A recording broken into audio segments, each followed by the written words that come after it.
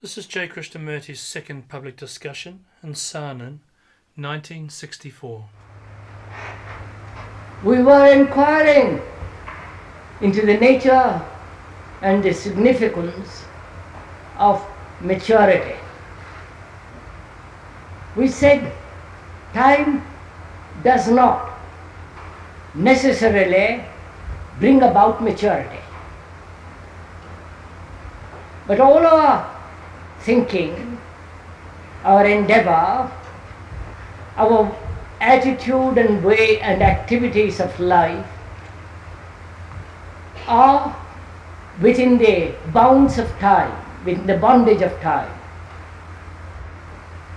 And so the more we use time as a means of psychological progress, the less the mind is mature.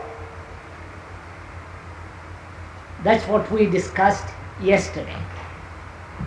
Now, if that is very clear, then we can go or take up the question of peace,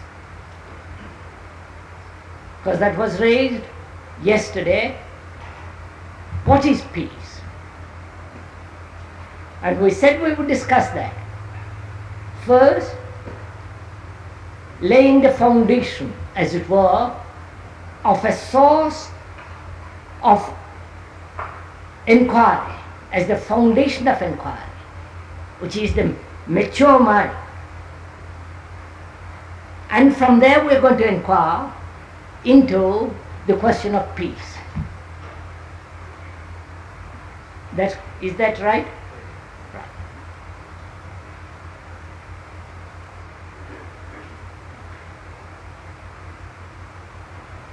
Peace, does it not mean freedom from war, freedom from civil disorder, and a state of tranquility, both outwardly and inwardly? And there is the military peace, there is the peace of the lawyer, there is the peace of the priest, there is the peace which a wrangling family demands, the search for a peace between husband and wife, and so on. We want peace in all these ways.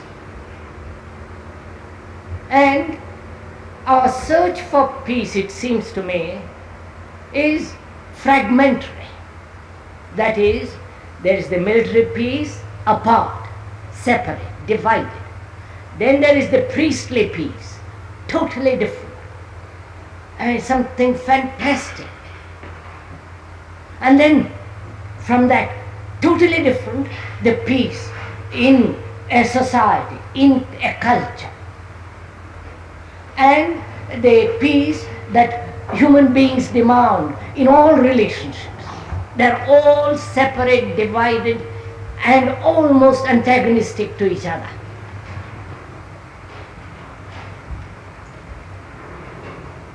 Can there be such kind of peace?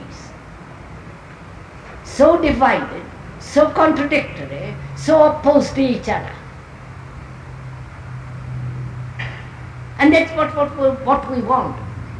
I want peace in my business, and that I am at war with myself. I am a nationalist, and I talk about international peace. And I belong to a particular country, to a particular culture, and yet I talk about universal peace and brotherhood. And I belong to a particular part of the world in which a particular religious belief, dogma is, through propaganda of centuries, is established condition, and holding on to that, I talk about peace, God, and all the rest of it. I think that's fairly obvious. That there cannot be peace if it is fragmentary.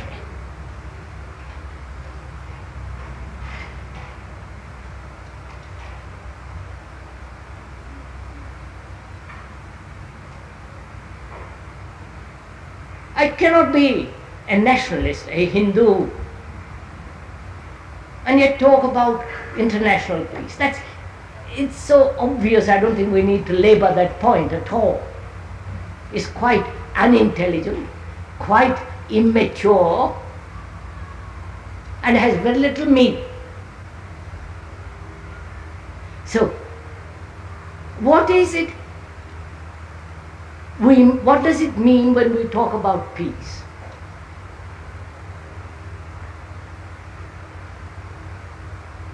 What kind of peace do you want, or do you want to establish within yourself and the world?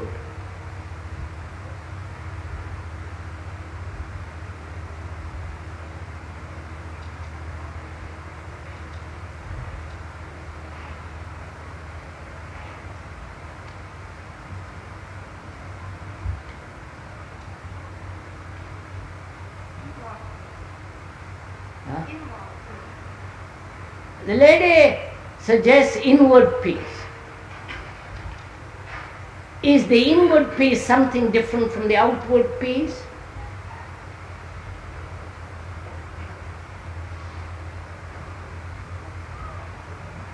Can you separate the two? I say, well, I'll seek my inward peace and let the world go to hell. Can you so divide it? And isn't that one of the major causes of war, major causes of disunion, major causes of conflict when there is this division?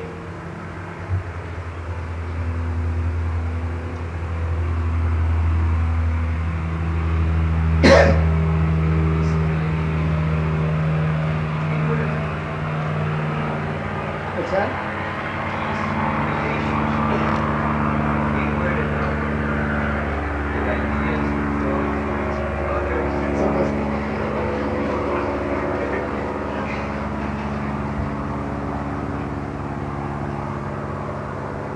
The question is, someone asked, peace in relationship, outward and inward. With everything that exists. As a human being living in a world that's so utterly chaotic and at war with each other, with one another, the gentleman says he seeks peace in relationship, both outwardly and inwardly. That's what he means, peace.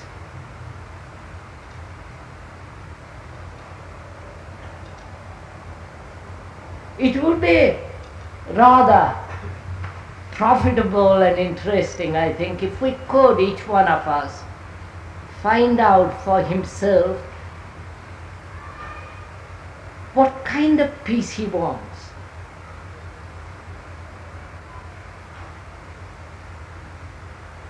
What kind of peace really creating, engendering, building, thinking about.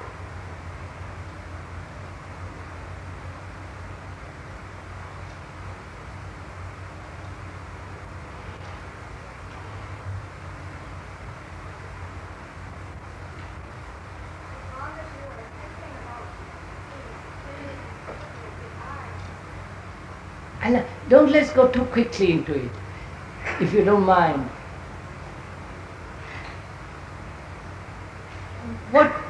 When we talk about peace, there's the politicians everlastingly talking about peace.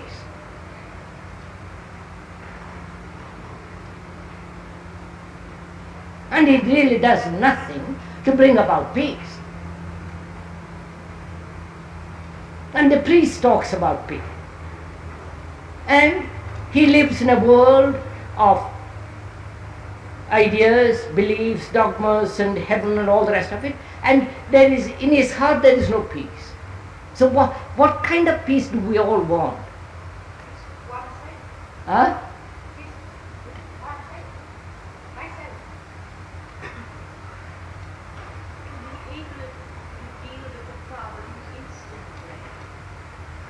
madam? To be able to deal with the problem instantly.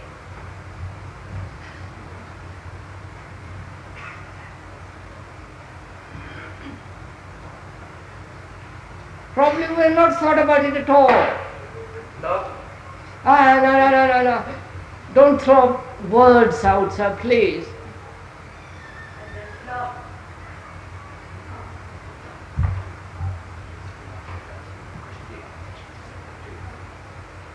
For me to really be serious about peace, I have to see the possibility of it. And I don't really see the possibility of upward peace. Gentleman says he can only see or demand peace if there is a possibility of it. If not, he won't seek it. That's very pragmatical, utilitarian point of view. As long as I see something very useful, I need it. If it's not useful, I'll throw it out. I don't see it in the outward world. Wait. First, no. It is not in the outward world or inward world. What do we mean by peace? Isn't peace to live in harmony with the laws of the universe? Is peace living in harmony with the laws of the universe? What? I don't know what the laws of the universe are, do you? Surely the peace of the world and the peace of the rest of the world is not so present for me. The real peace that the rest is my peace. So I agree with the gentleman that is in a philanthropy point of view. Sir, wait a minute. Let's put it round that way. Do we demand peace? Do you want peace? At any price, around you, inside you, with your family, with your neighbor, with your in your office, in whatever you are doing, do you want peace? Peace being tranquility, non-conflict, non-competition, a state of having no authority, no ambition. Do you want that?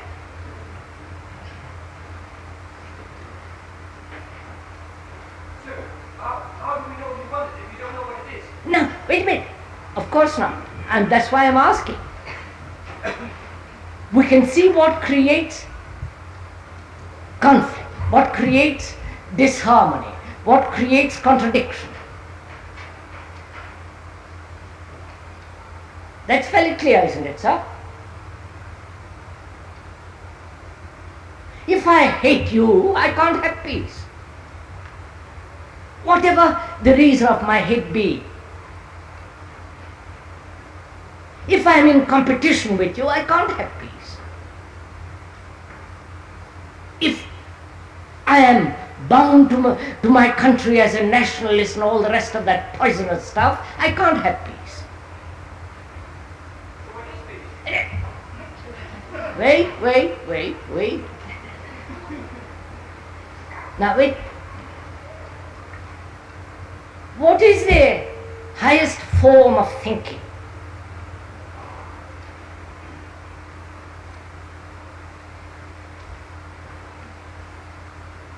Total well. Huh? Total well. No. We are building a bridge to how we concluded yesterday by saying that total well and utmost attention. Yes, sir, but we're asking surely a different thing. I'm asking myself, what is the highest form of thinking?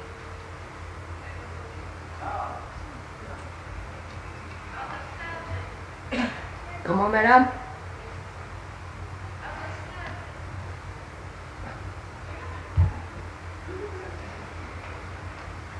Look, I don't know what peace is. I've heard the priest, the military, the politician, the family, and everyone talking about peace. But I really don't know what it means. Actually, as I know hunger, sex, I don't know what it means. So I have to find out. Now, how do I begin to find out?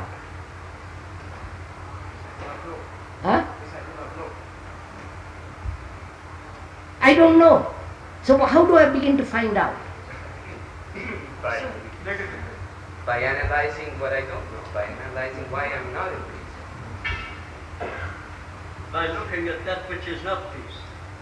And isn't that involved in the question of relationship? Sir, would you kindly first listen? I've asked something. I said, what is the highest form of thinking? And I said, I want to find out what is peace in the thinking in the highest form. Not because I'm a nationalist, I want this, I want that. Here is a question of which I don't know. I have never been at peace with myself, with the world. I don't know what it means, what it takes. I want to find out. How do I find out? Huh? Inquiry. Now how do I inquire? Gather information. Huh? Gather information. I mean, gathering information, will that give me peace? Will that give me understanding of peace? For I don't know how many million years man has fought man. And there have been 2 recent deadly wars. And there is all the information you need about war, the horrors, the brutality, the terribleness of it. And yet we go on. So, will information give the understanding which will not only bring about peace, but give me a clarified feeling of peace? You are not, please sir, don't listen to it. First, I am suggesting something. Don't reject it, don't run away from it. Just listen to it. I am asking, I am used to thinking in a certain way. That is, collect information, knowledge, look at, analyze, dissect, consider this, consider that, and I say, I have understood. But that has not produced a real peace. So I say to myself, what is the highest form of thinking?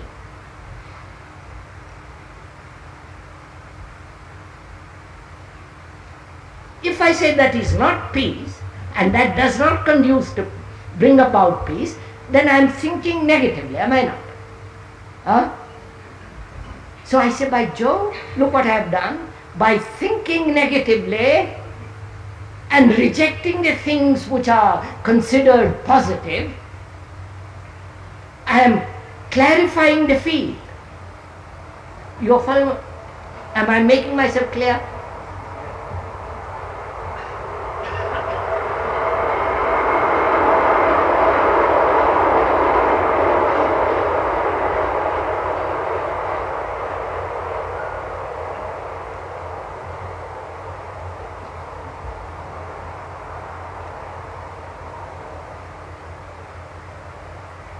Here is a question of what is peace. I don't know what is peace. I actually don't know what it feels like. I have all kinds of information, contradictions in information. By putting them all together, it doesn't bring about peace. So I push all that out. I can only do that when I see how false this way of thinking is, that putting all the fragments together does not make a whole. Right? By sticking to my nationality, and you sticking to your nationality, your beliefs, and I to my beliefs, we're not going to be at peace. So I said to myself, it is only possible to find out what peace is if I can think negatively, which is the most positive way of thinking. That is, I discard. I see very clearly the nature of nationalism, the flag waving, and the poisonous of it. So I discard. not as a theory. Actually, I discovered I am no longer an Indian, though I have a passport from India, but I am not an Indian. You follow? I discovered.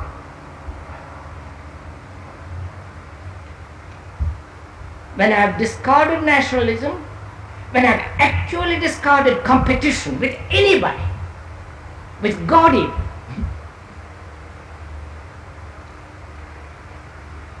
and I discard totally every form of self-fulfillment, which creates contradiction, which creates enmity between you and me. So I discard, because I understand it. There is nothing to all this. So out of this emptying, unconditioning the mind, I might be able to find out what peace is. Right?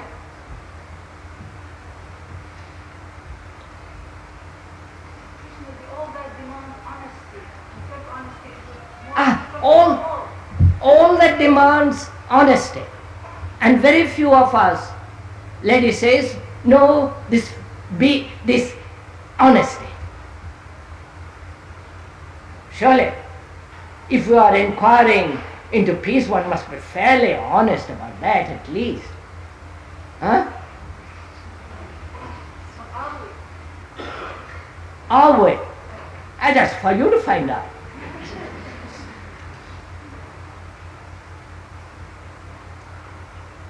How can one be free of one's own conscience if one has in the past done things that seem way beyond the conscience? Kick it out. Don't hug it. Now you see, you're putting a wrong question altogether. It seems to me that an essential part of the problem of Christianity is to abandon or push away self-defense. But that's where the problem arises. Wait. How can Now wait a minute. Let me explain, because I haven't heard. The problem is this self-defense. As long as one has self-defense and self-pity in any form, you are saying there will be no peace. And therefore, the question is how to get rid of it, how to brush it aside. more than that? Because as you look about the world, and you have to see what's going on outside of you as well, how can you possibly abandon self-defense?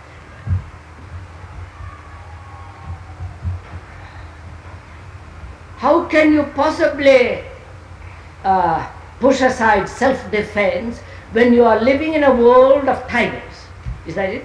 Who call themselves human beings. That's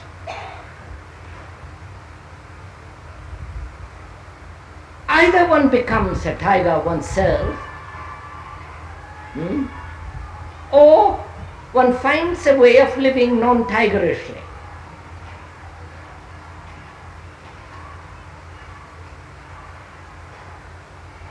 Isn't self-defense part of survival itself? Is not self-defense a part of survival itself? Of course it is. Physically, one needs a certain self-protective attitude physically.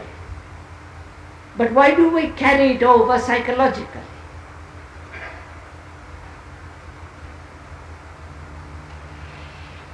No, we must go at this slowly. We are wandering too far. What is the question? The question is, what is peace? And living in this world, going to the office, marriage, family, the quarrels, all these terrible things that are going on in the world, is it possible to live in peace? That's what we are asking.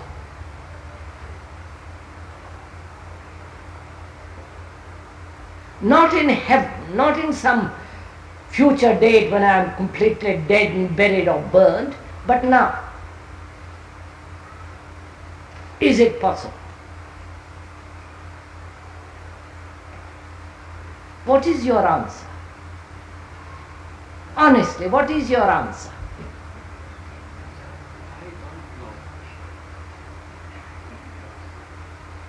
The gentleman says he doesn't know. Do please, let's talk it over. Talk it over. I'm no authority on this or in anything else. Because I happen to be sitting on a platform, it doesn't mean I have authority. So let's talk it over. I don't understand your question.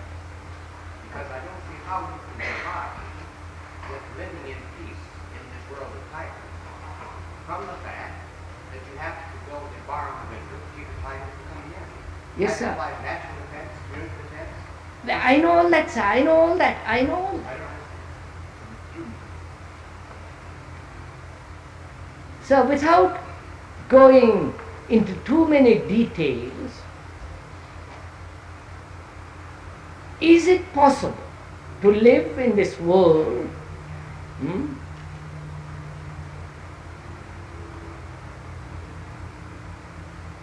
in peace, knowing that physically I must protect myself? You understand? I realize that I must be astonishingly aware physically, which is not a contradiction. I need food, clothes and shelter, and a certain sense of physical security that everybody must have, right? Which doesn't mean, which is not a contradiction to an inward peace. The inward peace is denied only when I carry over this sense of desire to protect myself psychologically. Then begins the whole problem.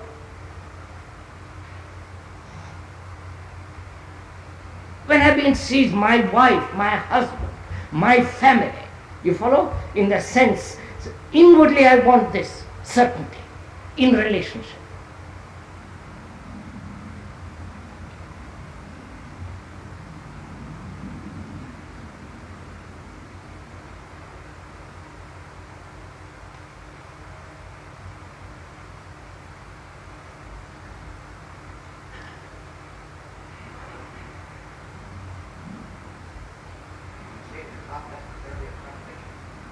Is there a contradiction? So you're a soldier? Wait a minute. How can a soldier have peace? He cannot.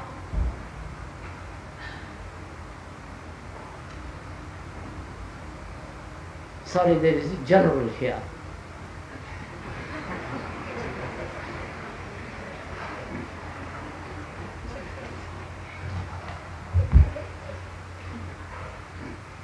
As long as I am opposing to something either out or No. I can have no peace. Sir, wait a minute, sir. He put a question.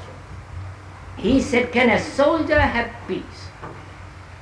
We said, certainly not. It's his job to prepare for war, to prepare to kill.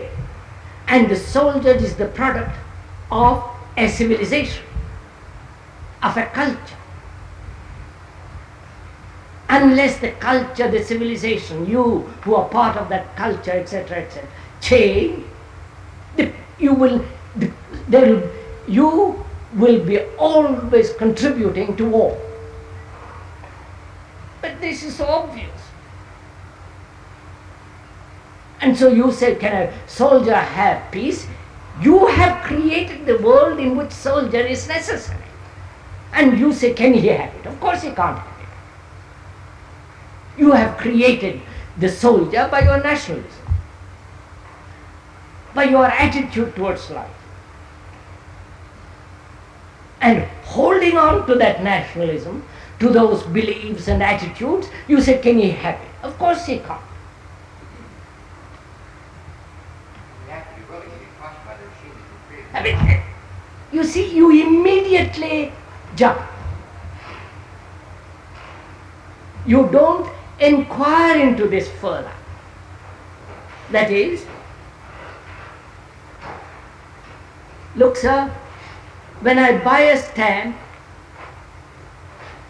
I contribute to war, right? That's obvious, sir. When I pay tax, I contribute to war. I don't pay tax, but if one does.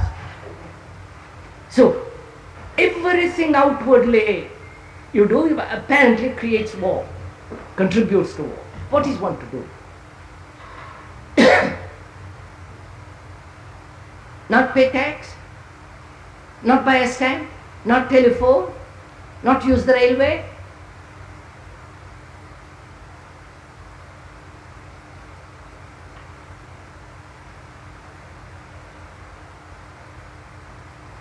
Huh? Of course you can't do that, the gentlemen. Then what will you do? Well, you think that it is so. Huh? Well, you think that it is so. Well, you think that it is so. Only say that it is so. Oh, no, what? Only say that it is so. No. What am I see by paying tax, buying a stamp, I'm contributing to war. And I don't want war. What am I to do?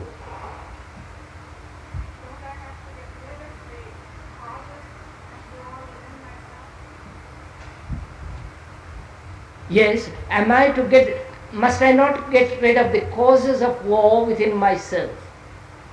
So, am I going to attack the superficial results, trim the superficial results, or do I attack the real cause of war? You follow? Not pay taxes and not pay taxes and all the rest of it, but actually go much deeper, which none of us are willing to do. You follow? I see no contradiction in as far as it's possible to see everyone the tree as one. The possibility to see the tree as one demands all. Yes, I told you the passage to observe. I'm doing that, sir. We are doing that now. I'm going step by step. You will see in a minute. If you go a little bit, have little patience. I don't want to go back to yesterday. It's finished, what we discussed. I want to go. I see by merely trimming the branches, I do not destroy war. So, as I feel there must be peace in the world, because we are human beings, not just wild animals. I feel the root of war is somewhere else, not at the brow, at the end, at the periphery. Right? Not at the periphery, not on the frontiers, not on the political limits, but somewhere else. So I say, what is that?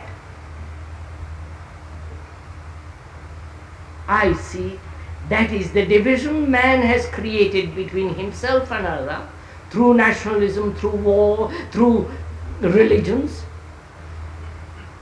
organized religions, through competition and so on, so on, so on. That is the root of it. You follow, sir? Can my mind be free of that and not be concerned about paying tax or not?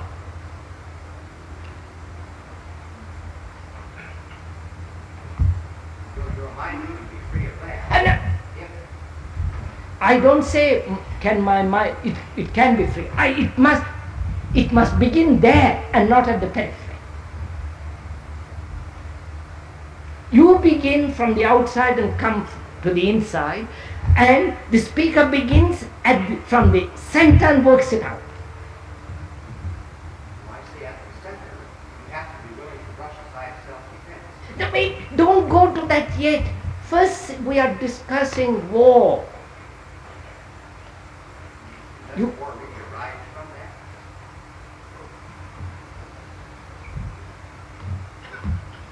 Of course, sir. Don't stick at one thing. Move away. Be pliable.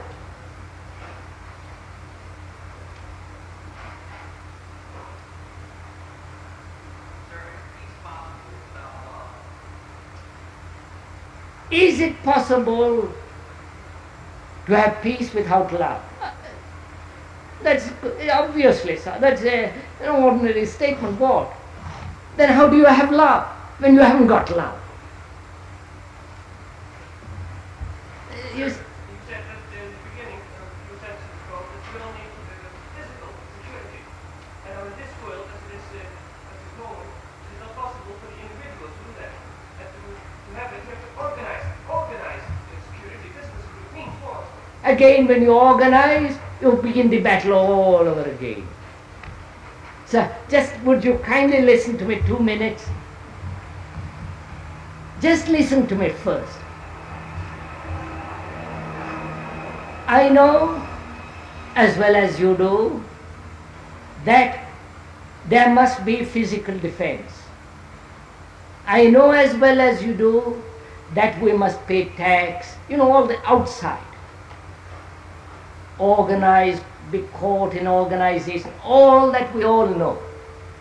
And man for centuries has done that and has not produced peace.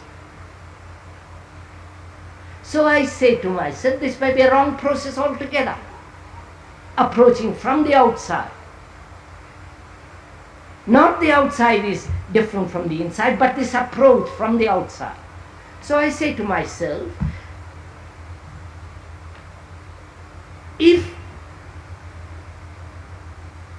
I could find or come upon peace inwardly, then from there I shall work outwardly.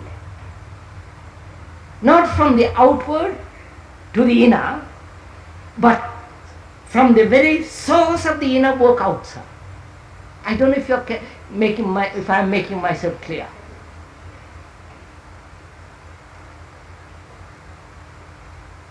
Man has done this. From the outside, defense, wars, no peace. We all know that. And that has not produced peace in the world. So perhaps if I could find the real center of peace, if there is such thing, and from there walk. Comment, madame? C'est le?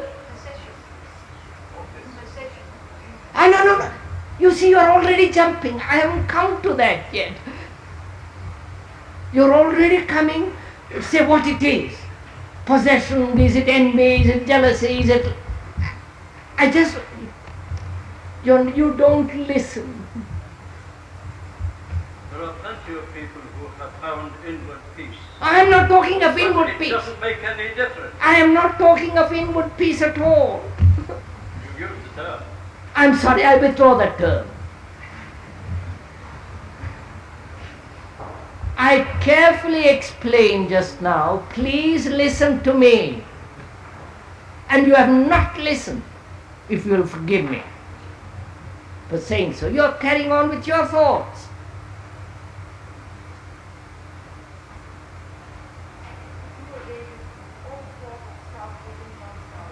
Come on, madam.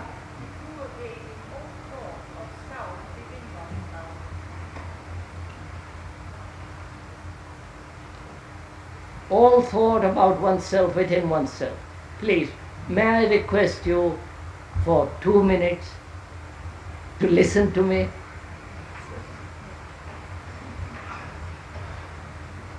Not that I want to monopolize all the talk, but somebody wants to tell you something. And please listen to it. Not with carrying on with your thoughts, with your defenses, with your explanations and all that. But you're trying to find out what the other chap is telling, aren't you? So for 2 minutes keep quiet, listen, find out. Then afterwards you can jump on me. But wait. First listen.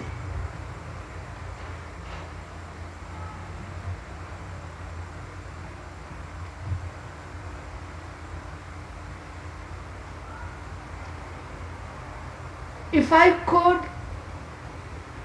come upon this extraordinary thing which will keep all activity pure, uncorrupted, and therefore peace, you follow? A flame that will always be burning, and therefore destroy anything that comes within it, and move from there always.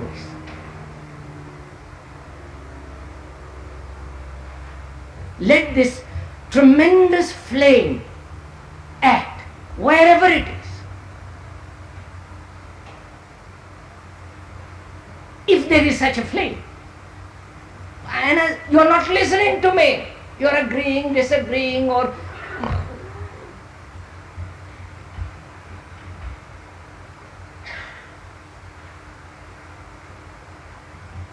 I'll begin again. Please listen to me.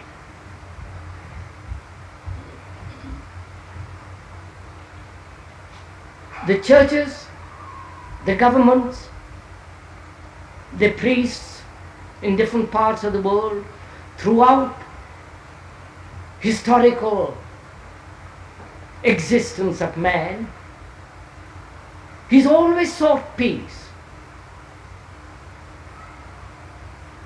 And apparently, he has not found it. Therefore, wars at different levels of human consciousness has been going on. Please listen. This is a fact. And I say to myself, I know we can do that. Keep on endeavoring to find peace, but never finding it. So I say to myself, let me brush aside all that. The churches, the peace of the church, the military peace, the peace of law, and so on. And let me find out, if I can, a center, a flame, a movement, which, if it is real, if it is vital, if it is genuine, if it is true, without any form of my desire that it should be true, if there is such a flame and if the mind can discover it, let living in that flame, in that light, in that intense attention, let that attention, that flame work itself. Have you heard me? Have you? Right? So now, where are you and where am I?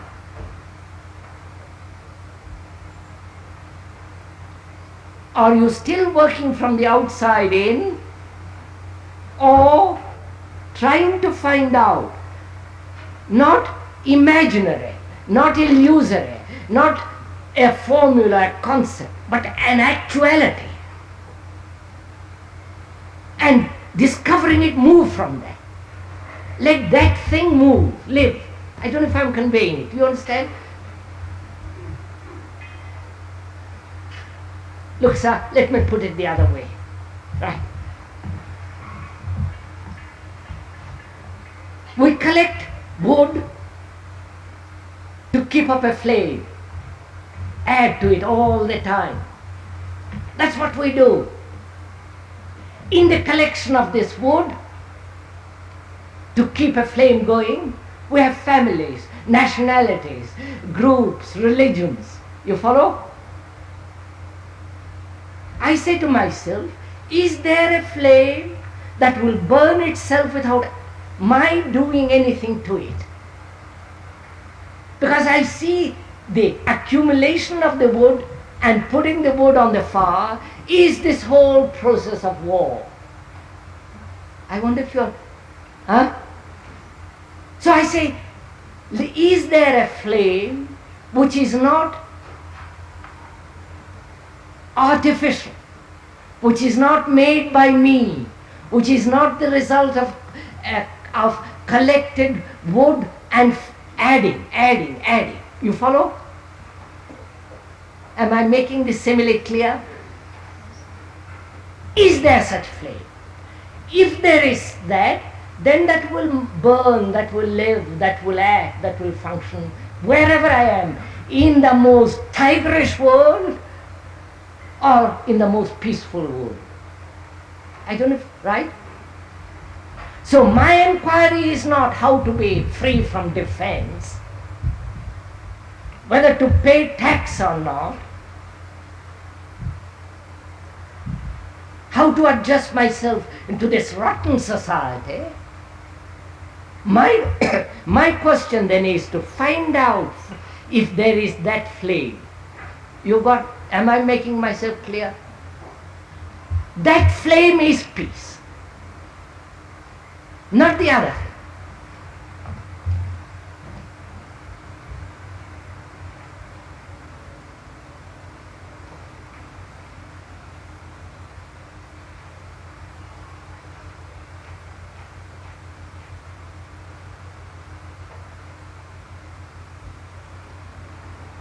So, what have I done? Have I turned from the outer to the inner? If I have done that, it will be a contradiction, right? Or am I looking, inquiring, asking, and therefore becoming serious, honest, and trying to find out if there is such flame? Because the other thing will not give peace in the world. You can organize till doomsday, they have, and it has not brought peace. The communists have organized their world in a most marvelous way, tyranny and all the rest of it, but it has not brought peace. The church has organized. It has not brought peace. The church has never been against war. So, and so on, so on. So, how are you looking? You understand my question? From where are you looking?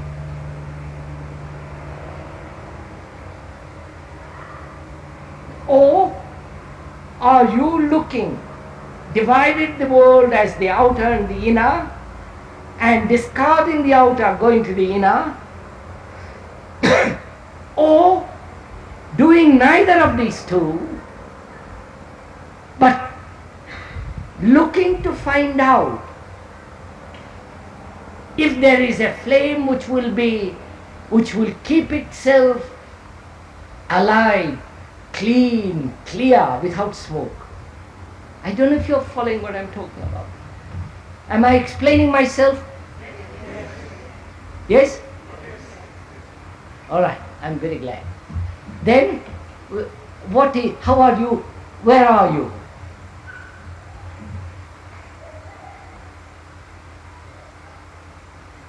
Is it possible to brush it all aside, as you say,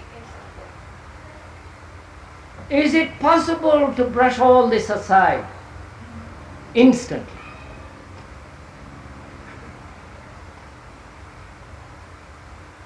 Don't you brush aside something instantly when you see it is poisonous? Yes,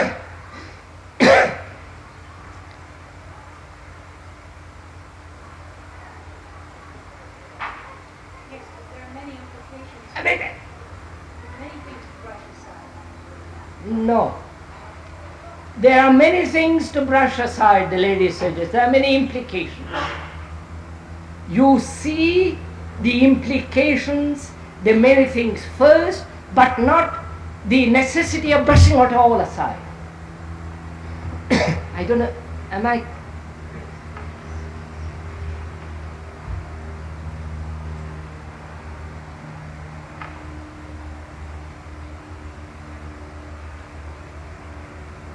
Brushing aside, you can come along by understanding.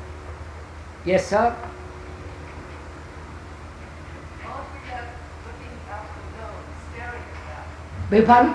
All we have is staring Yes. When I thought of suggesting is to something that is unknown and therefore bewildering. Yes. The lady says that we're always looking at the known and adding more and more to the known. And she goes on to add that this way does not lead to peace. And she says, you are saying that we must turn our back to it and look in a different direction altogether, right?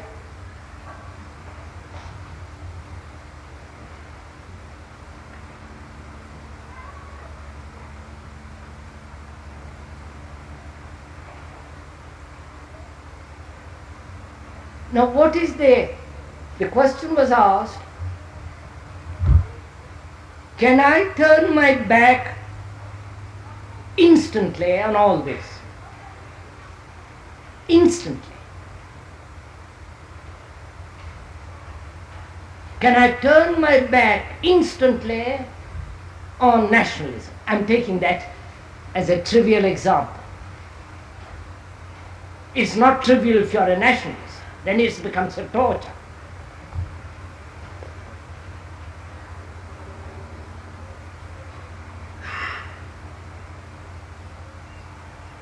Can you turn your back instantly from the usual approach, which is from the outside to the inner, right?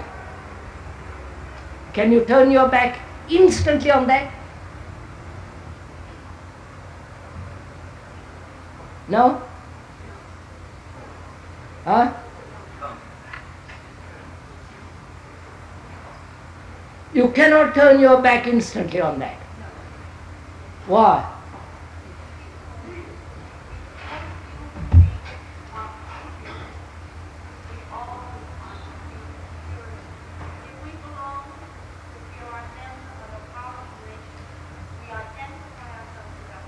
We know all that, madam. We know all that. We know all that. If we belong to a powerful nation, we feel good. We know all that. I am asking something else. I am asking, can you turn your back on this approach from the outside to the inner, and then also turn your back on this search inwardly? You are free of both. You follow? That's what I'm trying to.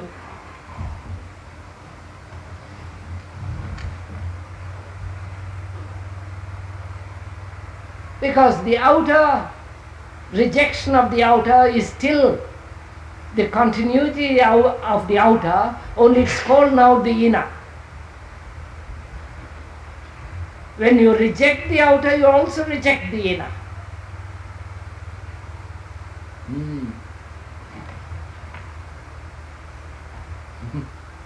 That's our difficulty. You don't understand? Huh? Come on, madam. We may feel like that, but if the other No, I am not concerned with the other.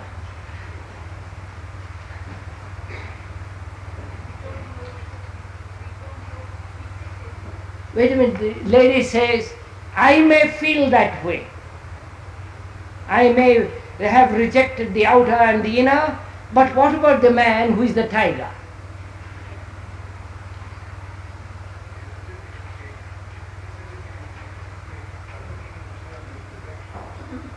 That's right, sir.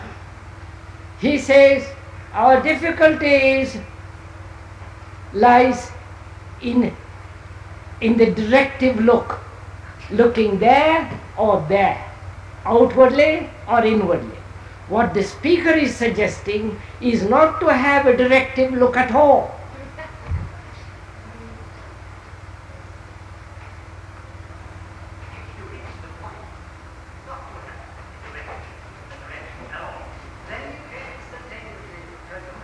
That waits, of course.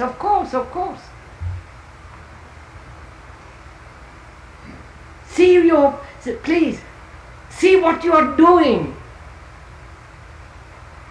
not what the speaker is doing, what is actually taking place in you. When you reject the outer, you have the inner outlook, inner directed, which is exactly the same as the outer, only you call it the inner. Right? I don't know if you are following all this. But if you have no inner or outer, you have a different outlook altogether.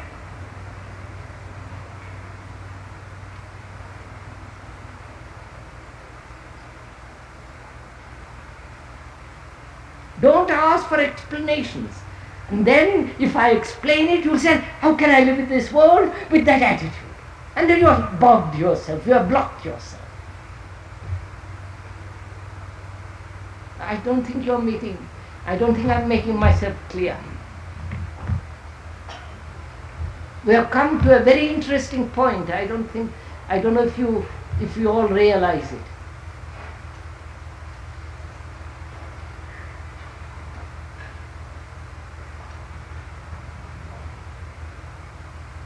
You say, to keep on using the same word, peace. Peace must be a byproduct. It is not in itself an end.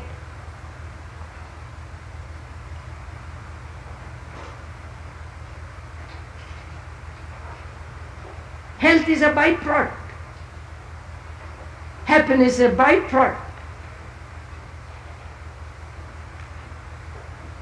Now, we are always inquiring, polishing, keeping the byproduct in prominence.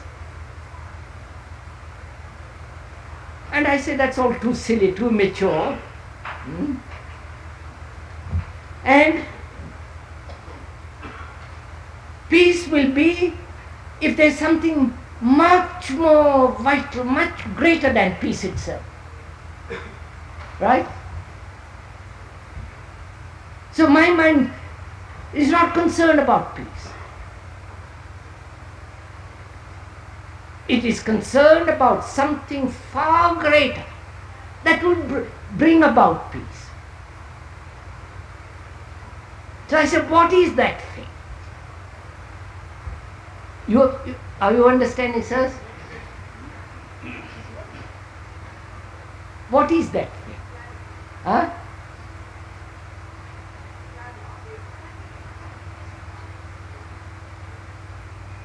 Your mind isn't looking, you're not active, you're just go along with it and find out. No, sir, you use word, do please.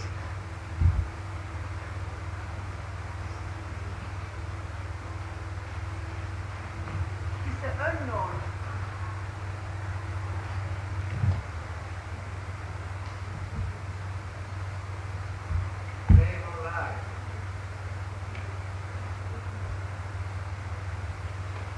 You see, sir, what we have done, we have started by asking what is peace, the world can be in peace, I can be in peace, and so on, so on, so on. And we moved away from that. I say, not you, I say, the speaker says, peace is a byproduct. Don't get lost in a byproduct, in a secondary issue. And all bourgeois thinking is losing oneself in secondary issues.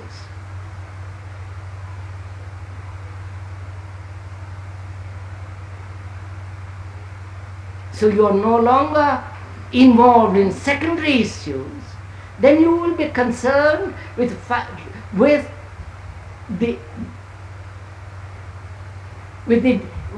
an inquiry to find out something much greater than peace. New state of being. Huh? New state of being. New state of bliss. A new state of being. You see, you have just said a few words. That doesn't give me the feeling of something much greater. You have just formed a concept of, please don't do all that. First see that the secondary issue always leads to more confusion.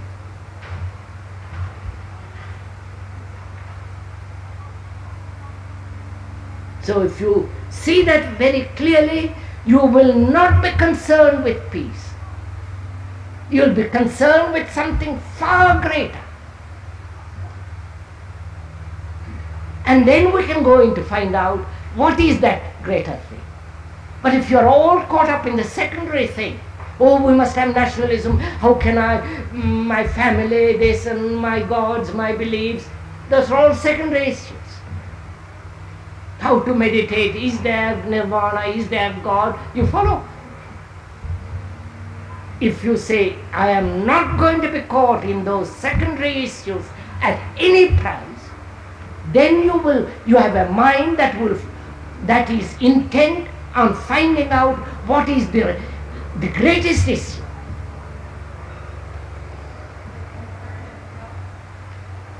Are we now in that relationship that you and the speaker are not caught at any time in secondary issues?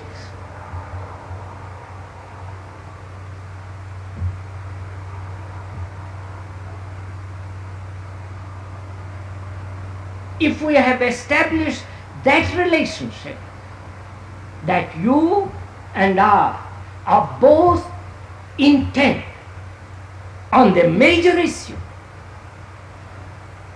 and the major issue is not yours or mine, but there is only one major issue.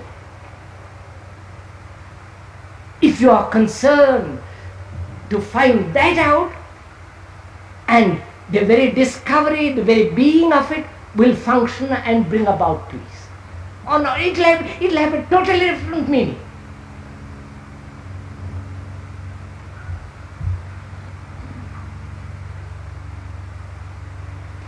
So, we have to find out, each one of us for ourselves, whether we are concerned with the major or with the secondary issue.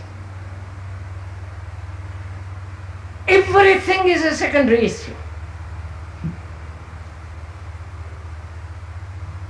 Anything that you can think of, explain, formulate, defend, is a secondary issue, which if you try to solve will only bring about more confusion, more misery. But if you say, all right, I know the secondary issues very well, I don't have to be told by anybody, and I will leave those for the moment. So my major attention, major concern is to find out that thing, not the secondary, not the answers to the secondary. How to resolve my quarrel with my wife and husband. Good God.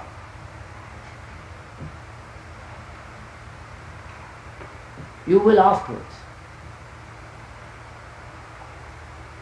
Have I made the question clear? Really clear? Thank God.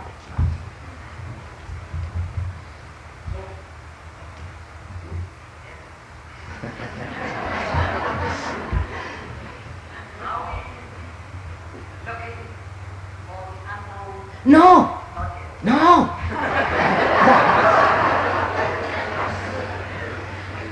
You can't look for the unknown.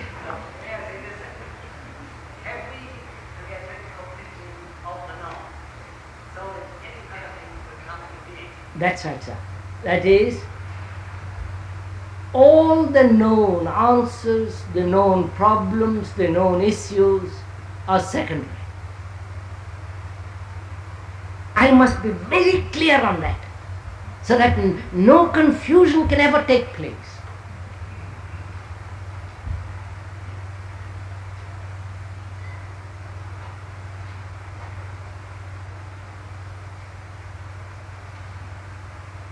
It's very difficult to understand this. Please don't fool yourself.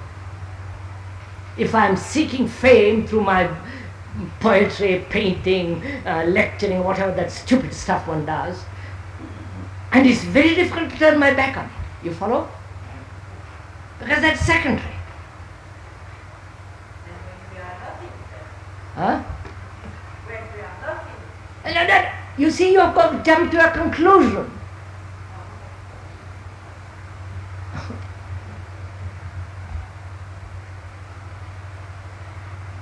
So, what is your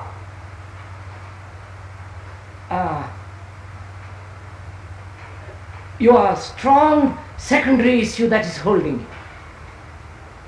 You may have half a dozen. You understand my question?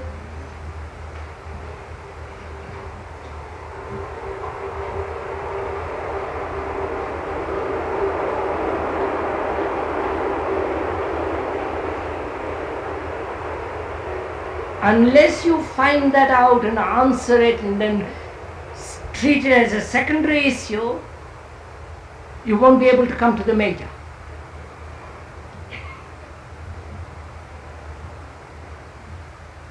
I mean, most of us are ambitious in some form or other, hidden, obvious, very, very secretive, deep down in one's being, the drive for ambition. And then that creates frustration, misery, wrangles, bitterness, anxiety. And that becomes the major issue. But if we don't see that as the secondary issue to be dealt with from a different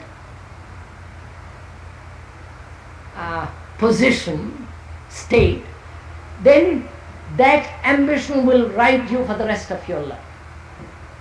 I don't know if I'm making myself clear.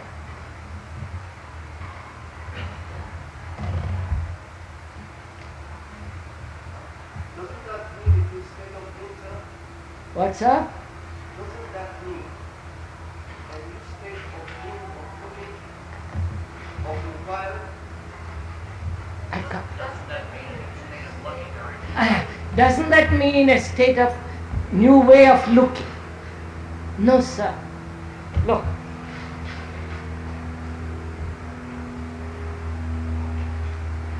Now, there is an aeroplane going on the top of the tent.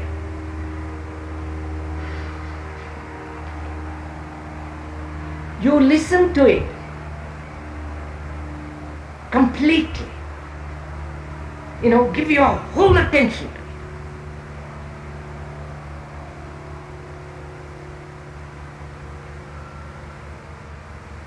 When you give your whole attention, is there a directive, a new outlook?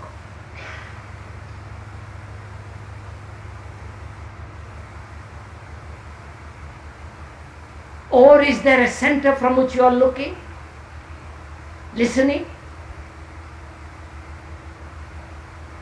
Surely when you are totally listening, giving your complete attention, there is no center. There is no entity that is listening. It is only inattention that creates the entity who listens. Oh, That's what I meant, sir. Huh? That's what I meant. Bene.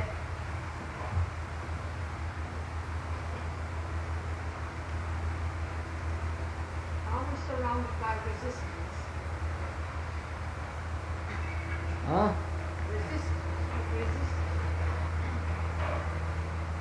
The lady asks, I'm always surrounded by resistance.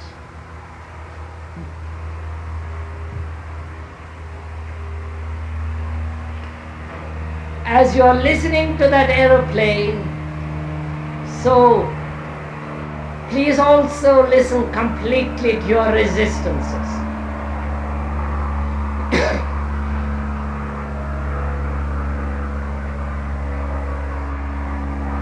Don't think we better stop, it's 12, right?